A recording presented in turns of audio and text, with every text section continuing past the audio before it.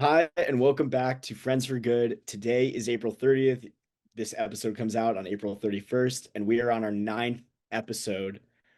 So happy to keep this going. So looking forward to it every week.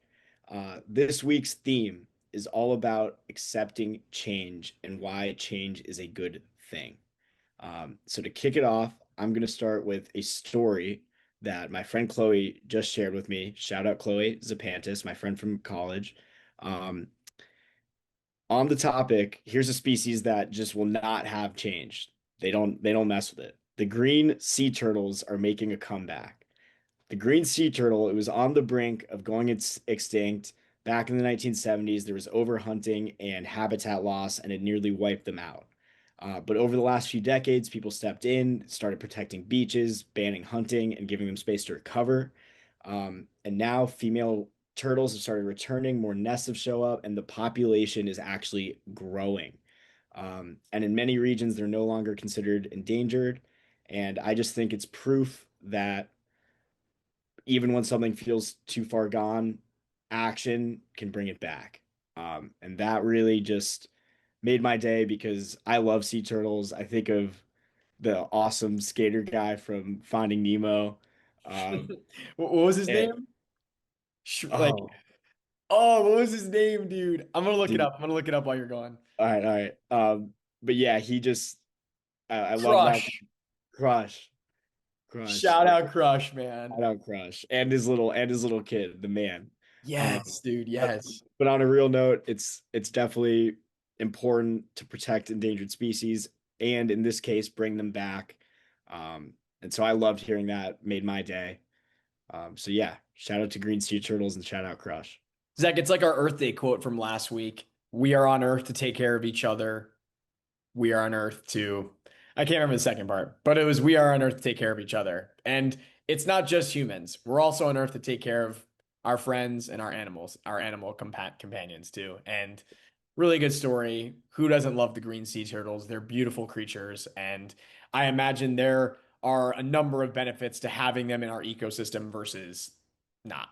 So, Absolutely. And yeah, I mean, I just think to the point of not just protecting each other, we have to protect our home because if we don't, no one else will. We're the people that dominate it, and in a lot of ways, the people that mess it up. So it's on us to remedy that. And with that, I would love to hear the story you have for us this week. Zach, I've got a story that's very timely for us. Obviously, you know who Fernando Mendoza is. Yes. Number one overall draft pick, quarterback from Indiana University. He is now going to be the starting quarterback of the Las Vegas Raiders. Zach, I don't know if you knew this, but his mom has MS, which is multiple sclerosis, which essentially like inhibits your movement. Like you can't really move, and I think it like really messes with your muscles on like a pretty massive scale, to be honest. So she is restricted to a wheelchair. And there, I think it's the Fernando or it's the Mendoza Family Foundation. Through the years, Fernando and his brothers have donated like hundreds of thousands of dollars to the National MS Society to accelerate the progress to a world free of MS. But Wow. this past weekend, Fernando donated $500,000. Wow. Uh, It's it started as a way to not only show his mom he cared, but just help his mom because you have to help the people you love, and obviously that's ingrained in us. We want to see the people we love most Yeah. be well. But starting the foundation, taking action himself, I'm a Canes fan. He took us out of the championship, but at the end of the day, we're all people, and I can absolutely respect and really love that he did that. It's yeah, You talk about being a driving force for good. That's what that is. it's you have to lead by example, Yeah. especially in his position, which is under the national spotlight, perhaps one of the biggest figures in American sports over the last year, and still now becoming the number one overall draft pick. So having a life outside of that to protecting and helping not only the people you love, but really the world and anyone affected with MS. Um, thank you for sharing. That was Just really yeah, when I saw that, I was like, that should be highlighted because one, that sort of charitable donation does not happen that often. And for him to have a real example for like why he's doing what he's doing is so powerful. And you talk about being a driving force for good and setting a good example. Like that's what it's supposed to be. You like when you have the platform that you do, and people make fun of him at times because he's kind of got this corny personality, but he's true to who he is, and he is being a force for good. And if that's not what this show is all about and highlighting that, then I'm not sure what is, but that's something that I wanted to highlight this week. And you know what? Being a cornball isn't so bad. I'm a I, cornball. I'm a But cornball too. And yeah. like, no, and I didn't mean that as slight in any way, No, but no, I know. I'm saying like being a cornball kind of just to me it just translates to genuine. And he's being true to himself. yeah, And it's like something I saw today, like you can't get caught up in what other people think about you. And if he did, he would not be where he is today. And that so is true. just one of the most successful people, period. So Um, true. so with that, thank you for sharing. We're gonna go to our last story of the day. This is also sort of football related. So Love it. after losing his sight, one man rebuilt his life. So after suddenly going blind in his 20s, Jake Olson, he had to completely rethink his future. And instead of, resisting the change, he adapted and he eventually became the long snapper for the USC Trojans football team. I have heard this story before. Yes. And he didn't stop there. He began speaking and mentoring others facing similar challenges, showing what's possible. And what started as a life-altering setback became not only he became a collegiate football player, one of the best programs in the country, but he gave himself a platform to inspire thousands of people. And I think it's related to what we talked about, maybe a story we talked about 2 weeks ago, but just the idea that when something really bad happens or something that perceives as happened, and also on the theme of just accepting change, not only can you come back from it, but you can help others do the same. Dude, it's like it's the saying, why me versus why not me? Yes. Like Yes. Jake Olson had every excuse to just despise the world and despise the powers in the universe for letting this happen to him. And instead it's like, nah, like why not me? Like if this was going to happen to anyone, it should be me. And I'm accepting this change. I'm still going to fulfill my dreams. And then I'm going to make sure every single little boy and little girl that wants to do exactly what they want to do and pursue their dreams, whatever it may be, is going to hear my story and know that if I can do it, they can do it too. Yes. Yes. It's turning something like that into an inspiration for others Yeah. is the greatest gift you can give yourself and the greatest gift you can give other people. Um, and I think it just goes back to when there's dips, you know, how do you respond? And I think with that, honestly, I'm just gonna go into we pre-taped a segment with Marcus, and I was about to spoil some of his answers with my own, but I'm not gonna do that. We pre-taped a segment with my friend from college, Marcus McClanahan. Here is that interview now. All right, and now to introduce our second special guest of our first season, we have Marcus McClanahan, my dear friend, uh, near graduate of the University of Miami, and one of the few people in the world that can say he is an Iron Man. Marcus, thank you so much for joining us. Zach, Carson, thank you guys so much for having me. As you know, I'm a huge fan of the show and support anything that's spreading joy in the world. So I'm super excited to be here. Wonderful, wonderful. So, if you've been a listener of the show recently, you know we've been doing our rapid fire interviews. So, we are going to start with that. Get Um, it. and Marcus, just answer as quickly as you can, and then we'll get into our discussion about our theme this week, accepting change. All right, you ready to Let's go, do it. Marcus? Let's do it. All right. Are you a morning person or a night owl? Night owl. Go-to comfort food. Pho. Favorite way to spend a free day. Um, outside by my pool. Nice. One word your friends would use to describe you. Funny. And now more into the theme. What's a change you didn't want at first, but you are grateful now? Probably moving out of my parents' house. As weird as that say is to say, like just moving from college. Didn't want to do that, but really glad I did. Awesome. Do you naturally resist change or do you lean into it? Lean into it. Have to. What helps you stay grounded when life shifts quickly? I'm a huge gratitude person, trying to find the good in everything in my life. Heck yeah. What's one thing you had to let go of in order to grow? Ooh. Um, ooh, that's a good one. Um, I'm not going to give a specific answer because I believe that letting go is how you grow. So pretty much any growth scenario, you're letting go of something. Okay, I want to dive into that more once we finish the rapid fire. What motivates you when you're not feeling it? Mm, God. What's something people misunderstand about you? Um, hmm. People think that I don't recognize their faces, but I always do. If I have one conversation with you, I will remember. So don't be a stranger, as I like to say. Love that. What's one risk you're glad you took? Hmm. One risk I'm glad I took. Uh, Jeez.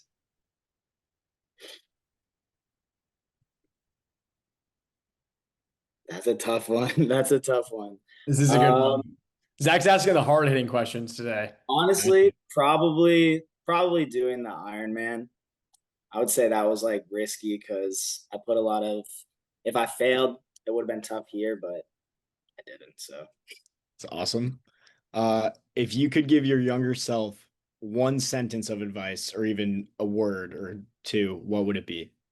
um, it would be that you are incredibly blessed and incredibly loved. Wonderful. So, real quick, I want to dive into your answer for you said what's one thing you had to let go of in order to grow, and you said letting go itself is the only way to grow. I'd like you to elaborate on that if you could. Yeah. So I was thinking about this like a little bit before this episode. Um, Change is it can only be like two directions, right? So if you think about it on a graph, your life is like a horizontal line, and any change is either up or down. And so it's all about how you choose to respond to it. The change is going to happen regardless. So you can either choose to like go into it with this growth mindset, or you can go into it with a decaying mindset. And a lot of times, what happens is we're trying to get here, but there's something here that's trying to pull us down back to here. And it's that thing that you have to let go of in order to let yourself rise essentially and grow. I think that that was really just a perfect answer. It's emblematic of the fact that I just like what you said about leaning into change, and the graph was a really good way to visualize it because when you look at your life, you always want it to be on the incline. Um, but there's always going to be something that gives you dips. And when you experience those dips, being able to, like you said, practice gratitude for them, but then also lean into them as a way to change. I thought that was profound what you said. Um, I Carson, oh, I go was gonna ahead. say I genuinely thought that was one of the best responses we've ever had on the show. I I was like, at first I was like, where's he going with this? And then I was like, wow, that was really well done. For Yeah, those we'll who bring are it full circle. listening, yeah, like for those who are listening versus like watching this on YouTube, I hope that we can clip that because like actually seeing him with the graph going up and down, like that was so well done. Marcus, I wanted to ask you, I think it was the first question that Zach asked you about something that was difficult for you at first, and then you kind of like welcomed it later in life. Moving out of your parents' home when you went to college, why was that so challenging? And maybe why did that come to mind first when Zach asked you that question? I think that was my bird jumping out of the nest moment.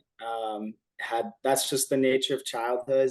Childhood is it comes with this air of innocence, and so when you leave your home, I was blessed to have two loving parents. They've been married 32 years. They love me unconditionally. And one of those things that I'm incredibly grateful for every day. But what I did was when I left the nest, I chose to move to one of the farthest locations I could down here in South Florida, University of Miami. And so my veil of ignorance or innocence, as you like to call it, completely just shattered. And I was opened up to a whole new world, which was really, really tough at first. But stuck the course. Obviously, thank goodness for my phone. I was able to call them a lot and they helped me get through it. But yeah, that was scary. And that's just the thing with change is it's one day at a time, you know. I want to get more into that in like the discussion part of it. But yeah. I mean, listen, I feel like we're having a discussion right now. And like honestly, like just to piggyback off of that, how did you find your nest at Miami after leaving your, initial nest that was your family? And also, where are you from, by the way? So I'm from Syracuse, New York, Skaneateles, New York, actually. Wait, what? You didn't know that? No. Yeah, you I'm- know. Oh yeah, you know. You're like, I went to Syracuse. yeah, I forgot about that. Okay, before we get to the question, I definitely remember Zach telling me that one of his buddies is from Syracuse. I think I might have reached out to you when I lived there for a summer. Hey, my bad if I didn't respond. Hey, no, it's all good. You're here now. You're here now. Blessed. Yeah, But yeah, back to the question, like, how did you find your people at Miami, and how did you make it feel more like home?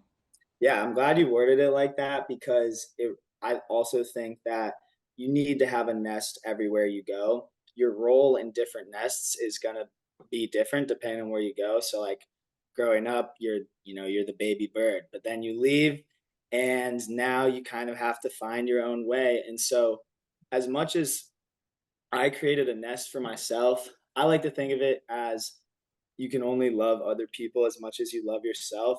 So I created a nest of people who love me, are trying to bring me up, but people that I also want to see brought up and help them go through the same changes that they're having in their life. Every person I met here is far from home. They're making the same changes.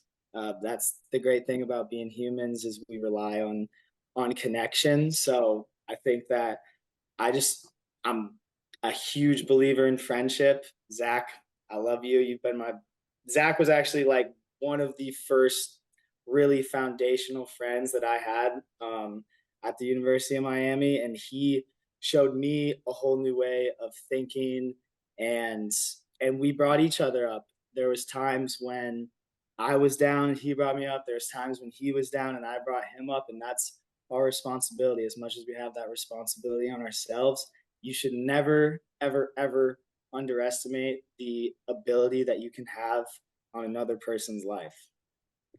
Yeah, this is something I've talked about to Carson on multiple occasions. I've talked about it on the show and I've talked about it with you.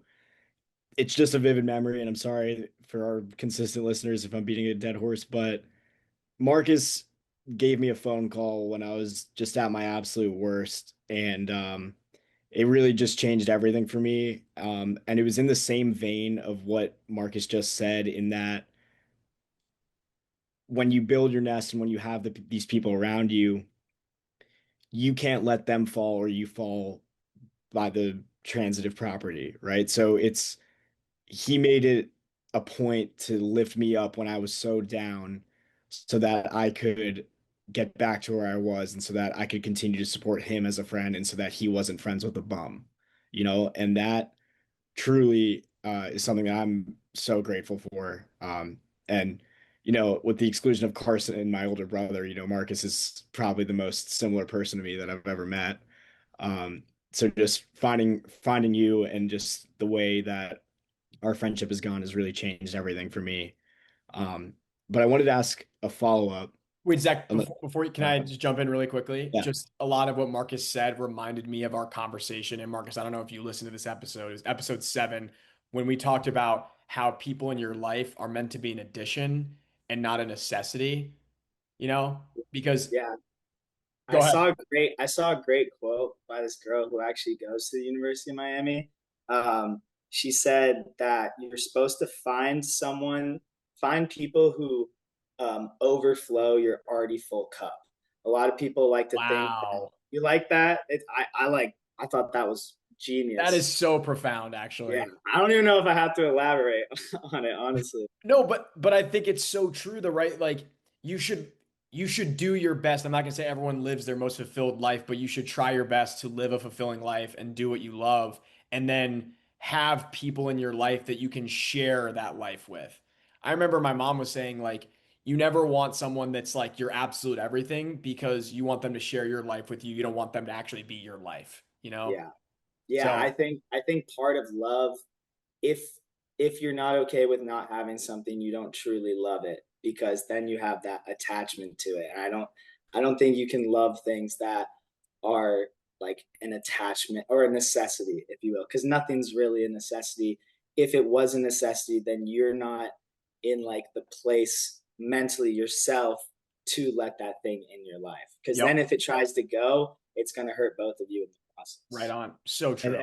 and to that point, like you also can't give that person or that thing the attention and love it deserves if you're so reliant on them.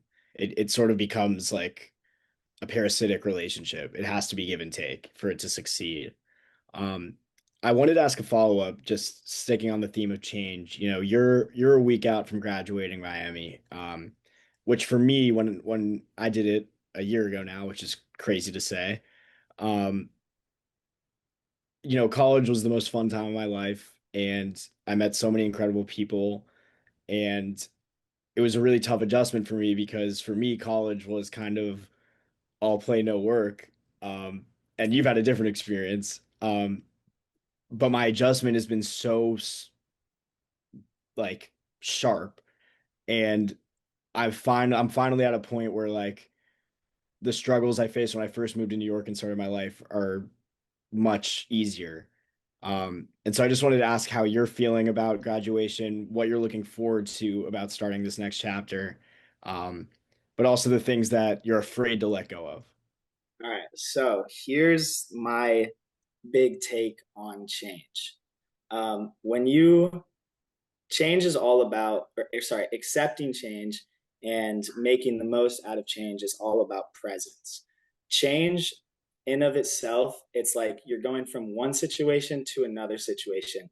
Right then and there is you're already getting unpresent because you're thinking about something that was and you're thinking about something that is going to be. But in the reality is you're only experiencing the here and now.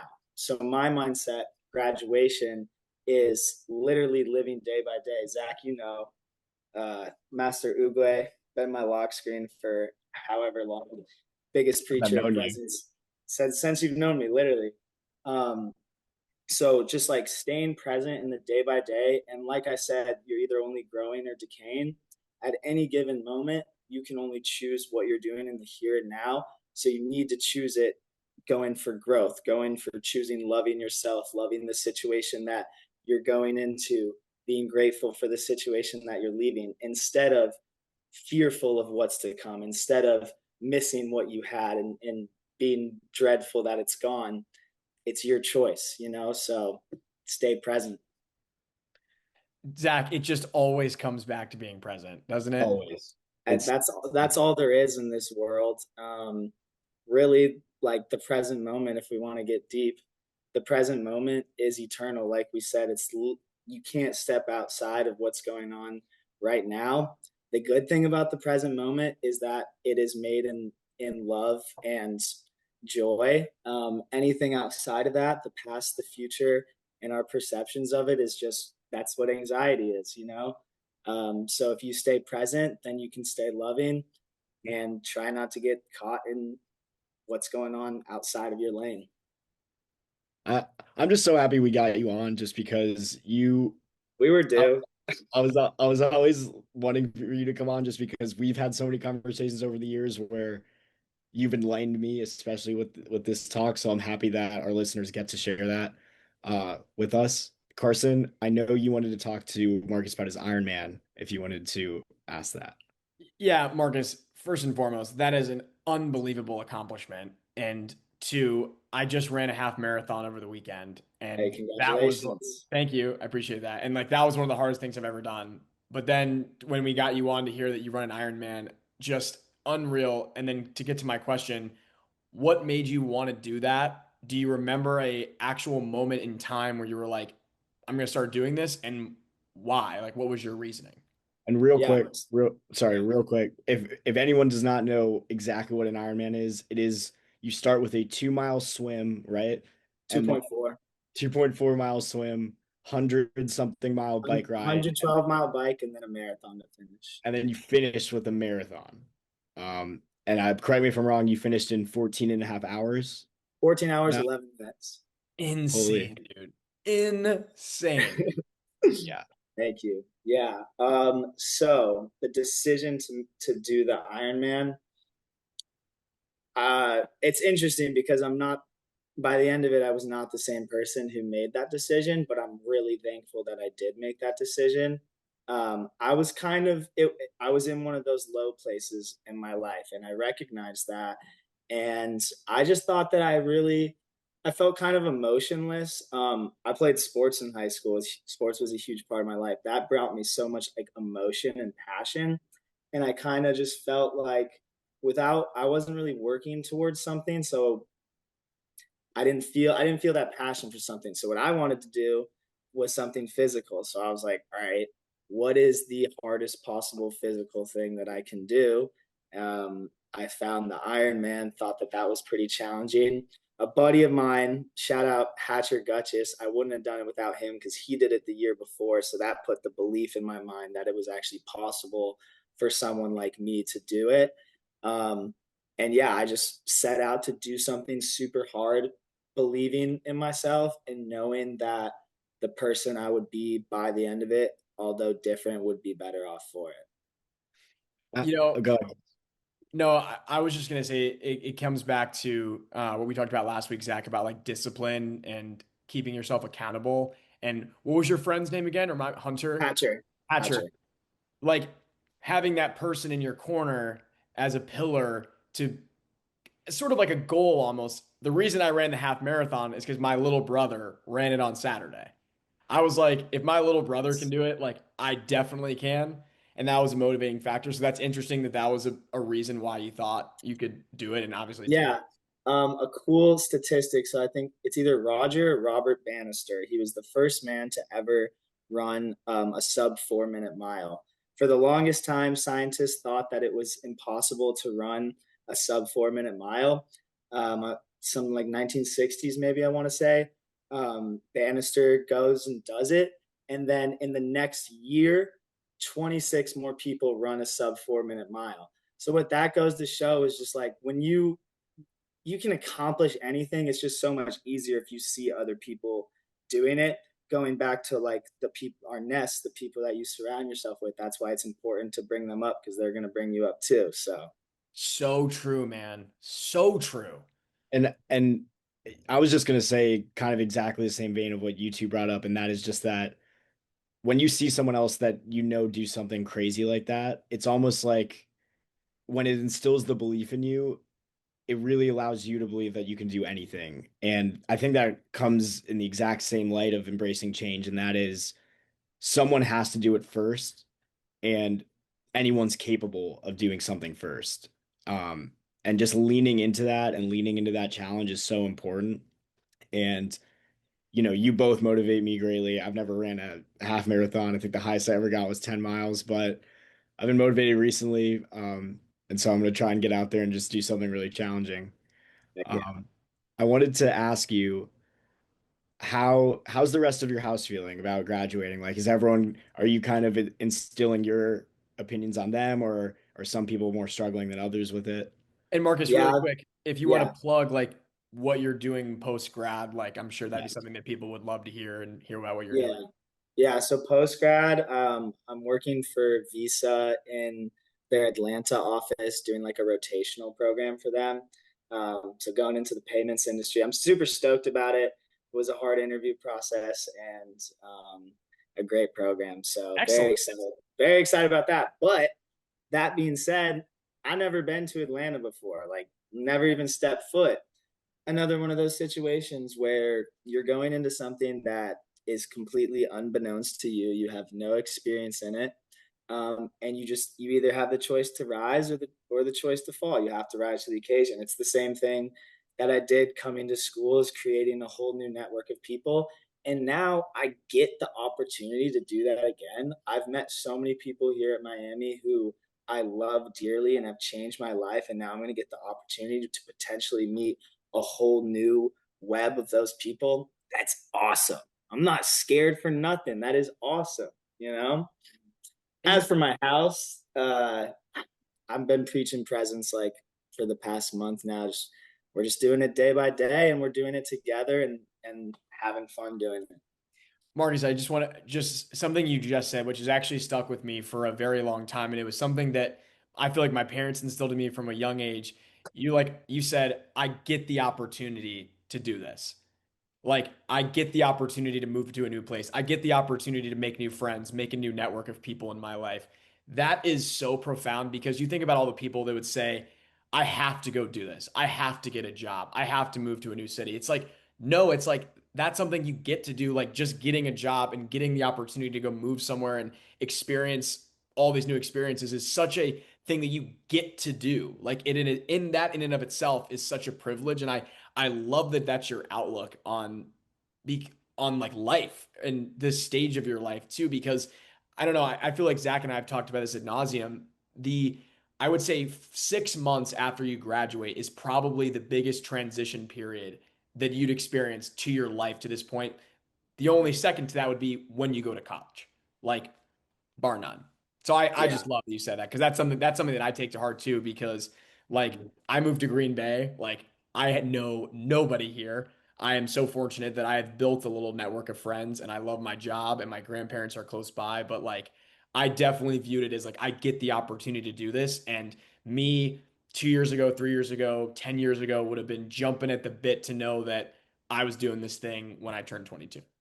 Yeah. And I also like the get to thing because you can really boil it down. Right now, I'm about to start a new job in a new location. But what allows me to get to be able to do that? Well, the fact that all my five senses work. I can see, I can touch, taste, smell, hear. I wouldn't be able to get this opportunity if I lacked any single one of those. So, and then you just keep boiling it down. And why am I able to have all my five senses? Because I'm alive. So literally all it boils down to is I get to be alive. And if you get to be alive, then you get the opportunity to grow, to change, and to seize every day. Dude, this is like piano is just Spitting playing. bars out here. Yeah, no, Like goosebumps. it's like the future meme where he's like signing the paper and it's just like fire coming out of the pen. Like that's just what this is. That's Yeah, just what it is. sorry to correct you. Maybe I'm wrong, but I think it's gonna. But Oh, my mistake. Uh, it is gonna. Yeah. yeah, It, no, it it's could be future. Future spits. future spits for sure. So, Carson, I don't know if you have any more questions, but I just wanted to end on this, unless you had something else you wanted to add. No, go ahead. So just to end it off, if you could share something you're grateful for, excluding like the big three, family, friends, and health, something you're grateful for, excluding the big three, and then also a piece of advice or motivation you'd give any of our listeners now. It could be either they're in the same place in their life or just general. Okay. So, something that I am grateful for, and this is something that I've been grateful for lately, is movement. The ability to move my body. And I've been working hard on, becoming more flexible and being able to move my own body through space easier. Um, because I'm just grateful for my vessel. Like I love my mind and I love to just like spread joy throughout the world, and this is the body in which I was given to do it. So um get up, get motivated, put your shirt on and move. That was such good advice because you think about people who are movement restricted, like don't get that opportunity, They or would give or anything. or Anything. Yeah, or losing the opportunity to move. I remember, and Zach remembers this vividly because I think he was one of the people that I gave an elevator key to when I tore my hip flexor. I was playing football in my junior year of high school and I couldn't walk for like 3 months. And that was genuinely like the most difficult time in my life because you think about all the things you do to get from point A to point B and how many times you're actually moving throughout the day. Like when your movement is restricted, life gets so hard. Like, so that man, like that was really well said. Like, man, I should be more grateful for movement. Shit. We all should. That's So then to your second question, like one piece of advice, and what you just said reminded me of this because there are people who get the ability to move and then lose the ability to move. And there's people who have something in their life and then the change that they go through is that this thing which was so good to them is now ripped away from them. And that's the situations in which accepting change is super hard. What I like to think of it, how I like to think of it is the change is going to happen regardless.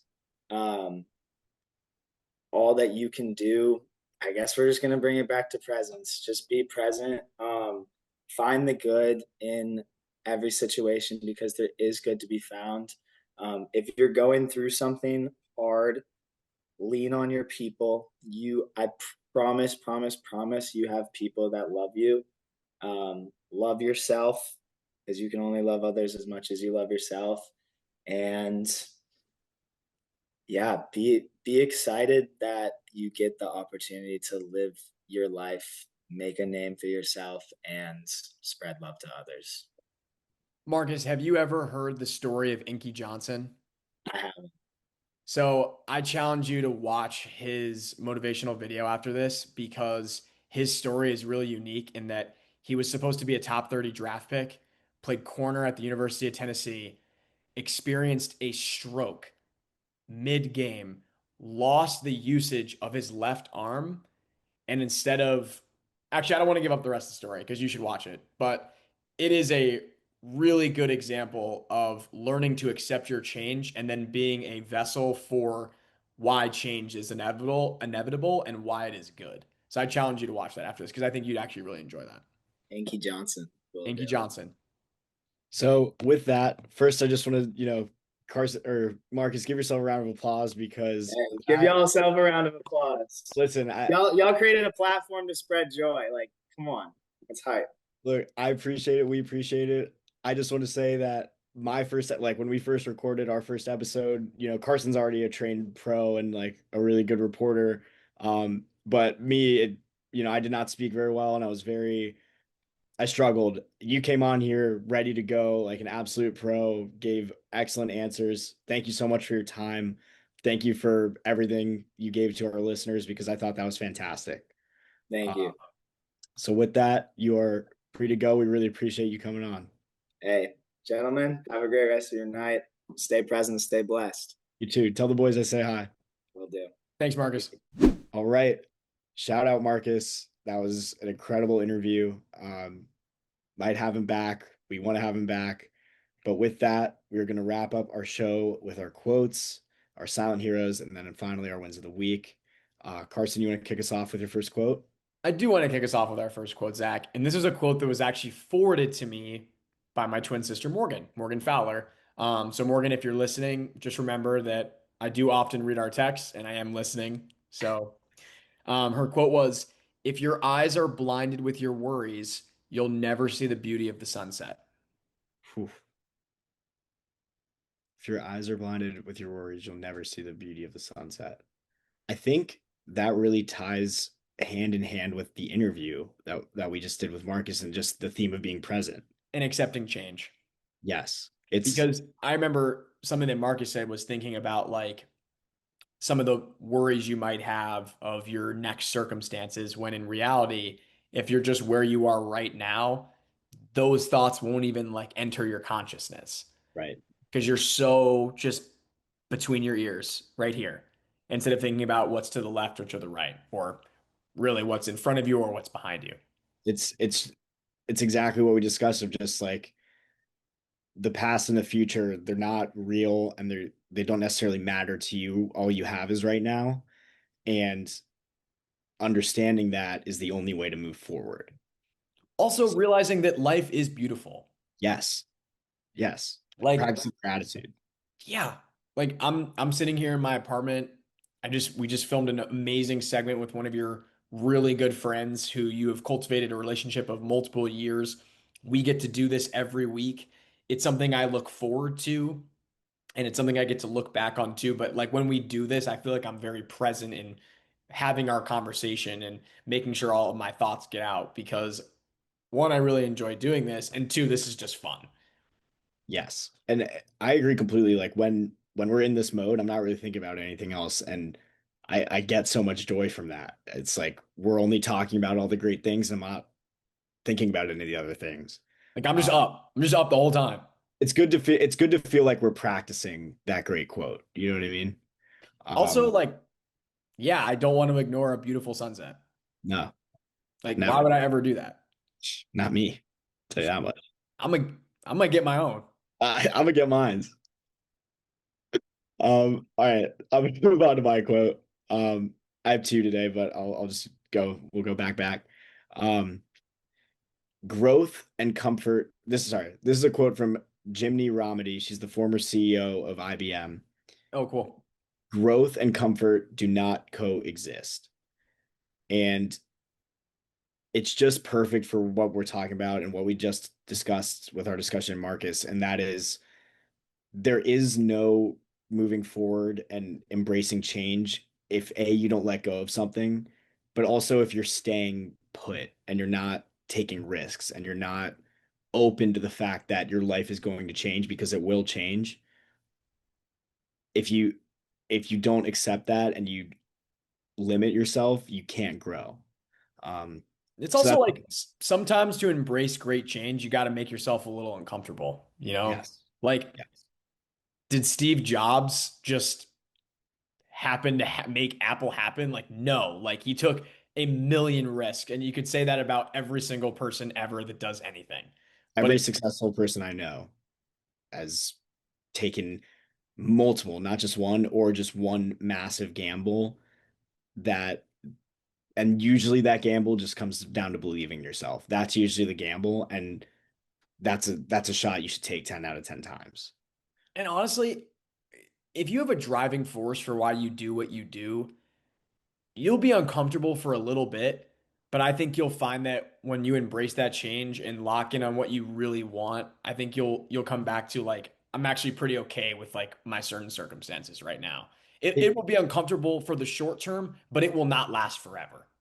it also just really reminds me of the place like, correct me if I'm wrong, that you were in 4 months ago where or 5 months ago where it's just like or even at certain points of college with your major just being sports broadcasting, like debating if this was really for you or maybe just like being upset at certain things post grad.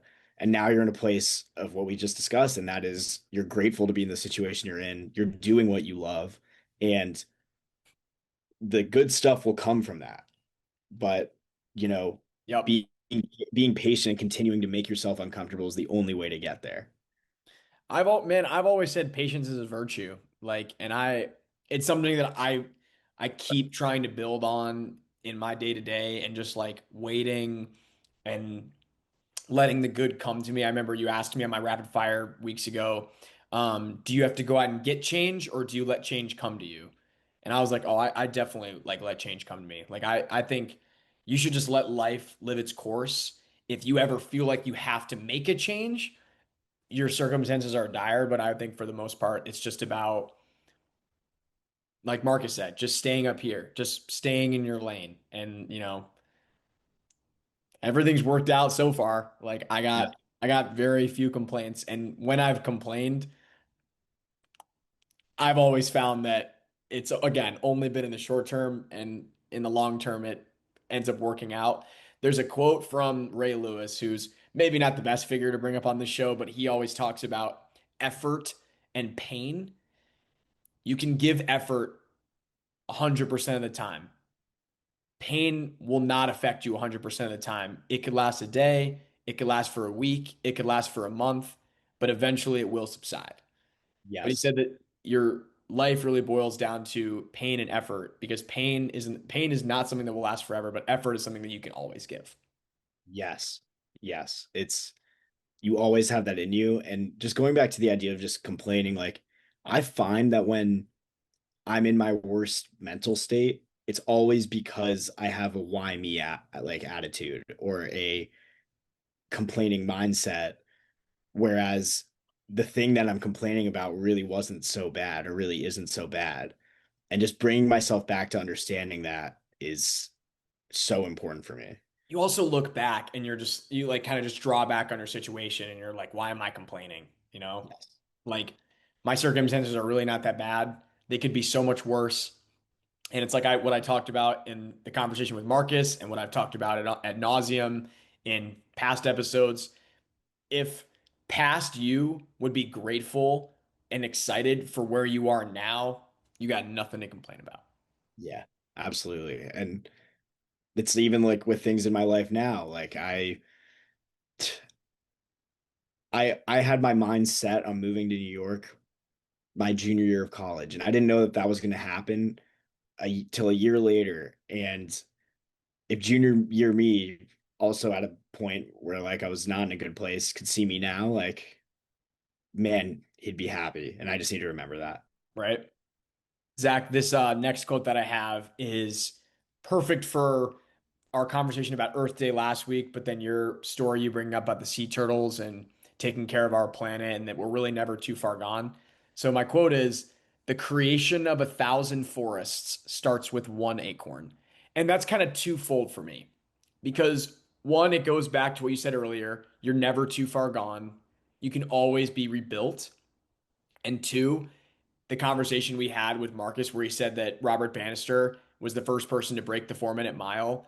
But then once somebody did it, everyone followed suit and saw one person do it and was like, you know what? I can do it. It just takes one person, just like it takes, in this example, one acorn to rebuild a forest.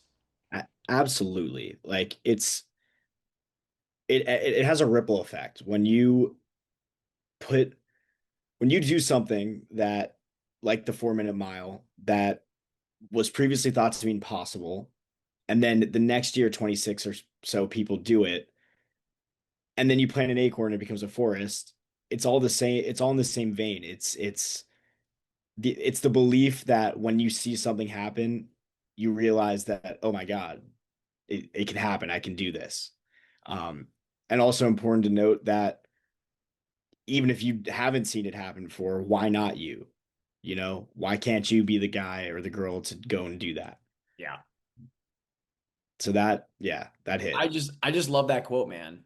I love that quote. And it's in your day by day that I gave you. That was like, I think that was the quote from Monday.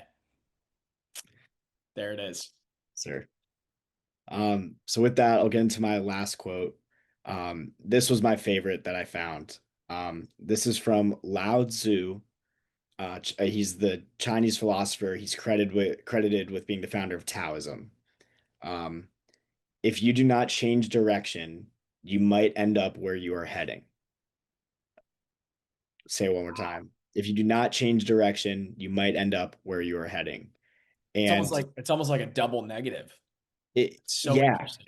it's I think it can just be interpreted in so many ways, but the way I took it is that staying the course that you're on, even if it's a good path, it might cloud your judgment in some ways, and it might take you out of the present that we were talking about. And also, not changing direction goes back to the other quote I said, and that is you're not growing. You have to be able to you have to be able to put yourself in an uncomfortable situation in order to grow. And if you find yourself on a bad path and you don't change direction, you're going to end up exactly where your deepest, darkest thoughts think you're going to go. I also kind of interpreted it like, because the quote was, if you don't change direction, you might end up where you're going. Yeah. Like, you can't plan life, man. That's No. how I interpreted it, you know? Yeah. Like, you just have to experience it. And I think a lot of what Marcus said kind of embodies this quote because it's like anything that happens in life. It's like me, for example, my parents wanted 3 kids every 2 years after they got married. They had twins off the bat, and then they had my brother. And that threw a Yeah. huge wrench in life. You know, like you just can't plan for anything. And I think that is really just the beauty of existing and like being human, in that you can plan as much as you want for anything. It's like it's like learning to dance in the rain. I forget that quote, but it's like some people like will, hate the world for it raining, and some people will choose to dance in the rain. Like you have to just accept your circumstances, and I don't know, can't plan for anything. Like I feel like I rarely plan for stuff, and I just kind of experience life, and I feel like I've lived a much happier and healthier life because of that. Like when I ran my half marathon on Sunday, I literally woke up and I had no intention of doing that, and then I was like, I'm just gonna do it. I'm just gonna do Yeah, it. and congratulations, by the way. I didn't give you props for that yet, but that's really amazing. Appreciate I, you. I just wanted to speak on what you said, and that is because what you just said was so well put. It being able to accept the things that you cannot change and embrace the changes that are going to come is the name of living, and it's exactly like you said, it is the beauty of existence. Yeah. And I just wholeheartedly believe that. You can't plan what's going on. And if you try to plan what's going on, you're going to be disappointed with the outcome.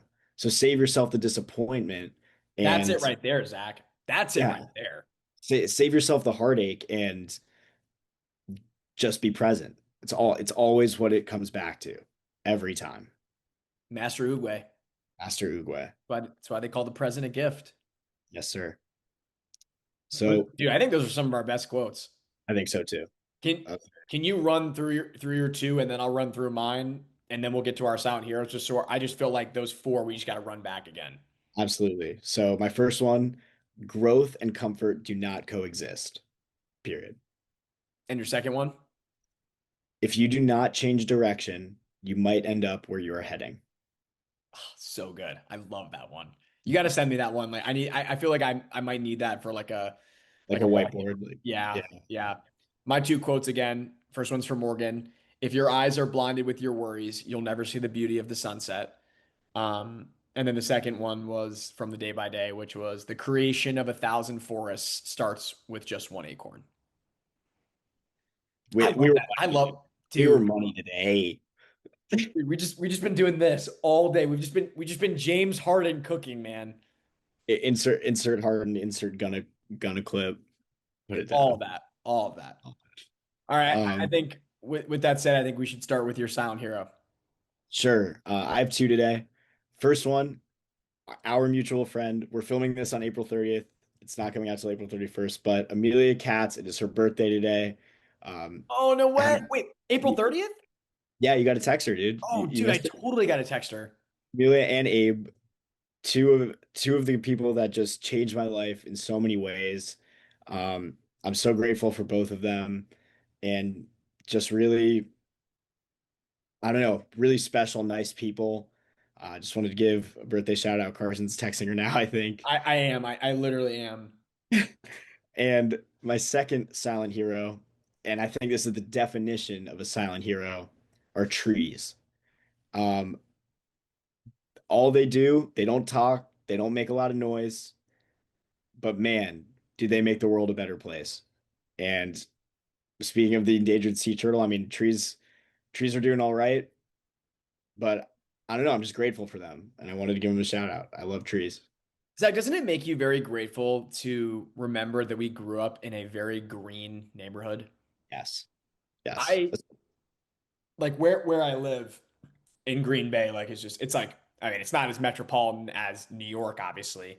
And luckily you live close to Central Park, which is really nice. But like there's not a lot of trees in downtown Green Bay. And like I have No. to venture out to go find them. But I just remember I really enjoyed growing up in Shaker Heights, Ohio, and being 20-ish minutes from the Chagrin Falls Reservation and just being around so much green. Yes. Like I appreciate it so much more now that I'm living in a place that's less green. And where my specific apartment is, I'm so close to Central Park. And if I weren't, it'd be way harder.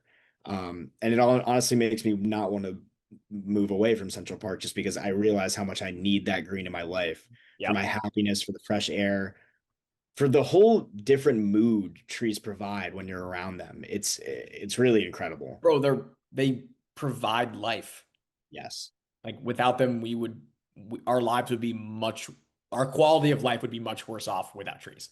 I don't know if it's possible. I don't know if it's possible to live. Yeah, I don't know. I mean, I know they produce a lot of oxygen. That'd be interesting to bring that up on next week's show. But back to just really quickly, that was so well said because I definitely enjoyed living on the Upper East Side because when I lived on 92nd in Lexington, I was like, I mean, I was like 3 side streets away from Central Park, and I never wanted to move. I was like, there will never be a part of me that wouldn't want to be this close to not want to be this close to the park, you know? Exactly. Exactly. Um, but my sound hero this week is my coworker Kyle Malzahn, who I feel like I bring up a lot on the show, but just a lot of like managerial things in the works at my station happening, and he just does not get the recognition that he deserves. And he is an absolute beast. He has essentially done two people's jobs for the better part of 9 months, and he's just a really good friend and mentor. And I wanted to make sure that he heard that. And I want him to know that I acknowledge the hard work that he's doing, and he also just cares so much about the Green Bay community. And that's really what local news is. Like, as much as being a sportscaster is like super cool and you get to talk to the Packers, and at least in my circumstances, you get to talk to all these great athletes, but like really you are serving your local community and telling the sports stories that affect them. That's Yes. really what it is. And he And does that to a T. And him being from the Northeast Wisconsin area and wanting to give back to his community is just something that I think is so awesome. And I think at any point in my life, if I were to ever get back to Cleveland, I would hope that I would have the same drive for my job. Not that I love Green Bay, don't get me wrong, but I think just when you're telling the stories of your own community and where you grew up, I think it's so much stronger. And he does a really good job at his job. So my and silent hero this week. I just yeah, I love the way you explain that because local news is so important, especially, in a community like Green Bay that lives and dies by the Packers. He understands the importance of his role and that he can make a change on his community. We've talked about it multiple times in the show, and that his change happens at the local level. And Yep. he's a contributing factor in that in his community. And I just think, yeah, I mean, shout out Kyle. You're really doing great work, and you are making your community and the world as a result a more positive place. 100%. I'll just give my win of the week because it's really quick and we've talked about it a few times. Just running this half marathon on Sunday, I was very proud of that accomplishment. I literally woke up in the morning. I was like, body feels good. Whoop, recovery was at like 60%. I wasn't feeling my best, but I was like, you know what? I'm gonna go for a run. Ran 4 miles. I was like, feel really good. Ran 6 miles, felt really good. Ran 8 miles. And then I was like, you know what? Today we're gonna run a half marathon. And I was Yeah. like, just keep going no matter what. And unfortunately, at the tail end of my run, I realized that my Whoop wasn't tracking the run anymore, No, which was so it unfortunate died. because, dude, I don't know what happened. I think I accidentally discarded the workout, which was so aggravating. But it still like logged my strain and my steps, but it just didn't log like the actual route that I was on, which was so upsetting because, I wanted my kudos for sure. Yeah, But I get you. yeah, that's my one of the week, running my half marathon. Really proud of you. It's not easy to do. And I just like that when you got in that groove, you were like, you know what, I'm just gonna do it. And you did it. Um, Appreciate it. it's like what we talked about earlier. It's when you feel like you can do something and you believe in yourself, you can do it. Um, and so that kind of brings me to my one of the week. Just you spoke on the whoop. This isn't one I wrote down. I'll say the one I wrote down after, but just getting my whoop. Like I'm someone who has like a lot of just sleep and health anxiety, and since I've gone, it's been like 4 days, 3 days, and it's just I'm kind of obsessed with it. It's so cool to just be able to see that. Wow, I'm in better shape than I thought, and I'm feeling less anxious about all of that, and I like knowing exactly the kind of sleep I get. Um, but my Yep. real win of the week would be the Cleveland Browns draft class. Hell I yeah, man. Hell yeah. man, it's like last year's draft class was fantastic. Listen, I don't love that we're getting a ton of buzz in terms of like from these sportscasters, like the Browns have so much promise, like all this, because they're setting up us to fail like we always do. But I can't lie, I'm buying into the hype. I think we're gonna be good. I'm loving this, 10th rebuild since I've been alive, and it's really ah, I'm hyped to be a Browns fan right now. I really am, and I see the future. So Zach, here's what I'll say. It's not you buy into the hype when the hype is somewhat real, when there's actual backing to those stories. It's Mhm. like when the Packers got Micah Parsons. Like Yeah, the hype was absolutely real and people thought they were going to be good and they were. yes. If people didn't believe the Browns were going to be good, if sorry, I gotta rephrase that. People believe the Browns are going to be good because there is actually a good chance they could be good. And that's such a good point because it's coming from people that are not Browns fans. It's coming from like national news people and people analyzing the draft, not like the podcasters I listen to all the time that are local, we're doing it. Like it's No, it's coming like from objective, like, wow, Andy people Beck. acknowledge the good that's happening in Cleveland, man. Dude, you know, actually, you know who would be such an interesting guest to bring on the show, and I'm not sure if he'd ever do it, but I think Casey Concepcion would be such a good guest on the show. KC, we're gonna reach out to you. Maybe we could get you on the show. Happy to have you in Cleveland. Seriously, know you're gonna do great things. But yeah, that would be insane. Dude, his story that he did on in the Players Tribune was unreal, man. I Because haven't you read know it. he's got like a stutter. Oh, I didn't know that. I haven't Oh, heard him dude. speak. Wow. Dude, his story is really cool because I'll tell you this, as someone who has covered a college football team and a professional football team, these guys are speaking to media members, they're in meetings, they are constantly doing stuff where they're asked to speak. And I've been to the NFL Combine, Zach, you speak in front of like 1,000 people. Yeah. And like for someone with a stutter, like that would be very daunting. But he is like openly acknowledged that like his stutter is a part of who he is, but it's not him altogether. And he even said it was like in I think it was Casey Concepcion's letter to the NFL via the Players Tribune. He said, "I am the best wide receiver in this draft. Did I stutter?" Sheesh. That is crazy. That is And such a good. listen, I just I love that confidence, man. Because Knowing that fired me up, man. like, listen, Shador Sanders, and this has become like a sports podcast at this point, but whatever. Shador Sanders, for what it's worth, is so confident that he is going to be a success in the NFL. And I actually appreciate that because if you don't have a belief in what you're doing, then why are you even doing it? It comes back to what we talked about all throughout this episode, and that is not only a belief in yourself can take you anywhere, but that a set this is a line from one of my favorite songs. It's actually a really sad song, but a setback can be a setup for a comeback if you don't let up. And that's it's just the name. Like I'm sure KC growing up kind of had a tough time. Maybe he was like bullied a bit, whatever. He's an NFL first round draft pick. Yeah. It's like, You know, who's laughing now? yeah, who's laughing now? Damn. So I'm fired up about the Browns. Carson, I thought that was a fantastic episode. Dude, we are just climbing steps, man. We are just climbing steps. Yes. Yes. Listen, So listen, we might not be at the top yet, but we're climbing in the right direction.